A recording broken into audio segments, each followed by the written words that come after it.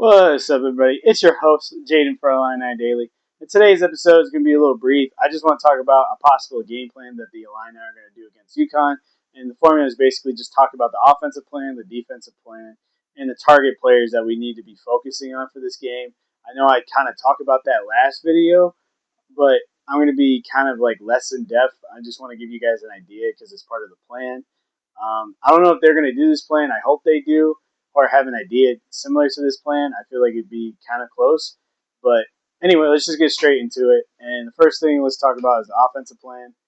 Um, the offensive plan, we should just play through the hot hands right now. Keaton Wagler, Stavakovic, Mirkovic, and Tomislav. Those four guys are definitely taking over this March Madness tournament. They've been the best players. They've been the most consistent. And I'm not saying that Boswell or Jake Davis or Humberkus or Z can't have any, on the point moments or hot hand moments. But as of right now, as of right now, those four have been the most consistent with scoring and controlling the pace of the game. They have just done great jobs with their own abilities. Keaton Wagler has done a great job of setting the pace for our offense and scoring from all three levels. He's also done a great job of getting his shot opportunities in, which causes fouls and moments of breaks. He does a great job of leading everybody towards the basket or away to score, regardless if he gets the assist or not. He's also done a great job with all these double teams, triple teams, or them pressuring him or forcing him or pushing him around. He's done a great job with controlling the pace of the game. Now, Stavakovic has done a great job scoring just in general. He's been slashing through all these defenses and having a couple of great three-pointers every once in a while. He's done a great job just consistently scoring through our offense and just controlling the game in general through his ability coming off the bench. And as of right now, I think Stavakovic is having the hot hand other than Wagler and Mirkovic more, say, because he's just consistently scoring 10 plus each game. And I think he's right now the hottest hand out of all the players. And I think we should just play through him every time he's on the court.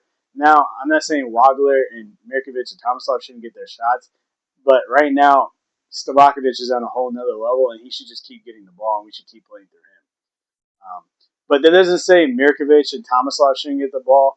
Mirkovic has still done a great job of being a point forward. Now, last game, he kind of turned the ball over in weird moments and kind of played awkwardly, but he was rebounding. He led the team in offensive rebounds and did a great job of getting the shots that he could score get in. And he's done a great job of just being the point forward and being the great rebounder that he is and positioning himself to get those boards. And Tomislav has just been the other leader other than Boswell and Wagler. He's done a great job of just scoring and being like taking over moments in the game that really puts us farther away or gives us a lead. He's done a great job of doing that, especially being a paint monster. Other than Terrence Reed, I think these two are the best centers in the game right now in March Madness. So that's my opinion. I know it's a little biased, but I think Terrence Reed is just really good. And Tomislav is a close second. I think they play similar, but I think the only thing Tomislav has more on Reed is his shooting ability. He can shoot three-pointers. So I think that's what's going to give us the edge. And if we set the tempo, which Wagler has been doing for the past 4 games, I think he's going to do this again against UConn, and I think they're going to be a little bothered by the fact that he can chill out and set the pace to whatever the team needs, and he can push the ball if he needs to. So as of right now, I think that should be the main offensive game plan. I think this is going to give us a great headway that UConn's not going to be used to. They're not going to be used to our slow pace to fast-paced tempo. I don't think they're going to be used to that change. So I think this is going to give us an advantage over UConn, obviously, but you never know. Now let's talk about the defensive game plan. Now the defensive game plan, it's a little kind of obvious. We got to take Terrence Reed Jr. out. I think if we take him and make him score under 15 points, I think this is going to be a great headway to a winning strategy. As of right now, Terrence Reed has been their most consistent offensive weapon, and in my opinion, the best center, if not second best to him and Tomislav. I know a lot of people will argue that Mara is better, but I think Mara is just a. I'm not saying he's bad or anything. I think he's good. I think he's more of a one-trick pony. I think he uses his size too much to his advantage instead of using a move set. I think he's only good for lobs and easy layups, and obviously passes over people's head because he's just so tall. But and blocks. But other than that, I don't think he has any diverse type of movement or moves for his offensive game. That's why I think he's a little weaker than these two. Not saying he's a bad player. He's arguably was one of the best players in this tournament. I just think he's weaker than these two because he doesn't have a deep bag or definitely any paint moves that can control the pace of a game like Thomas Love and Terrence Reed Jr. That's just my opinion. I'm not trying to shoot Michigan down. They obviously beat us in the regular season, and I'm scared to face them, but it's part of basketball. Beat the best of the best, and that's the point of March Madness. So if we get to face them later on, we get to face them later on. But right now, we're worried about UConn, and we need to take out Terrence Reed. If we take out Terrence Reed, their offense is going to be very bothered. They're not going to know what to do. They're going to be playing out of control because their shooting hasn't been the best this whole tournament. They've been shooting like under 40%, if not to the 38 to 35 percentile, and that's even 2 pointers. Like that's not really good shooting in general, and they have been shooting low percentage shots. But the point is, I'm trying to make is that they're unbothered by their shooting percentage. They just keep shooting the ball, and if we keep forcing them to make hard shots, especially 3 pointers, they're not going to know what to do. And if Terrence Reed doesn't get any of his open sets, they're really going to be bothered and they're really going to be frustrated. And I think that's just the game plan. I think that's what Brad Underwood and all his staff members are telling our players. I think they're like, we need to take out Terrence Reed Jr. and then their offense is going to collapse. So I feel like that should be the main strategy of this game because if we take out Terrence Reed, they're not going to know what to do. I'm just being realistic. And this is to my next point. The target players, I already said this in the video before, but I kind of dumbed it down a little bit. Terrence Reed Jr. is obviously number one. We need to take him out.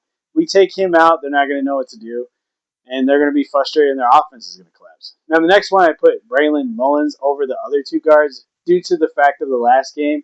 Braylon Mullins had a really low shooting percentage. He was like 3 for 9, and he made 0 3 pointers, and all of a sudden he made it that one shot that won them the game. That kind of scares me a little bit because he's willing to take risks in order to help his team succeed, and that's going to be really tough to guard against because you never know when he's going to have a heater because he played not the greatest in that game. I would even say the rest of his players weren't playing that good other than Reed. Solo Ball and Silas Demarion Jr. didn't play well, even though they're all great guards, but they all have their own little skill set and they're all different. But as of right now, that was one of Mullins' worst game, and he became the hero. And that type of factor kind of scares me because that's an X factor because he could be like 2 for just a joke. I'm not saying this is going to happen. He could be 2 for 20, and then all of a sudden he's 5 for 25, and they won the game because he scored like a tough couple of threes. So I can definitely see that happening. So we need to keep our eyes on him and stop him from the best chances we can. And hitting a shot like that gives you confidence. I know everybody who plays sports that watches this or who does chess or listens to music or does art, you get in that flow state regardless of a mistake or anything. You just keep going and nobody notices that mistake. They just notice the great after effect. So we need to keep an eye on that, and we really need to stop that. And the next thing is Alex Caliburn. Caliburn. Sorry, I keep butchering your name. I apologize. But other than Terrence Reed Jr., he's been the most consistent player. I don't think he does anything special. He's just really good. He's more of their Swiss Army knife. He can do a little bit of everything. So if we have Mirkovic on him, it makes me a little less stressful because they kind of play similar. And I think Mirkovic and him are kind of the same athleticism. They're more skilled than they are athletic. So if we keep those guys together, I think they're just going to have a tough battle, and I think it's going to be a great matchup. So I'm really excited for this game. I know you guys are too. I'm going to calm down a little bit. I'm going to be talking about some more fun videos. I've been watching some of the football stuff, so I'm going to be talking about that tomorrow. And I hope you guys have been enjoying this. We're almost to 100 subscribers, and I really appreciate you guys, and I really appreciate FanArt for giving me the opportunities to do this. So I appreciate you guys, and I'll see you guys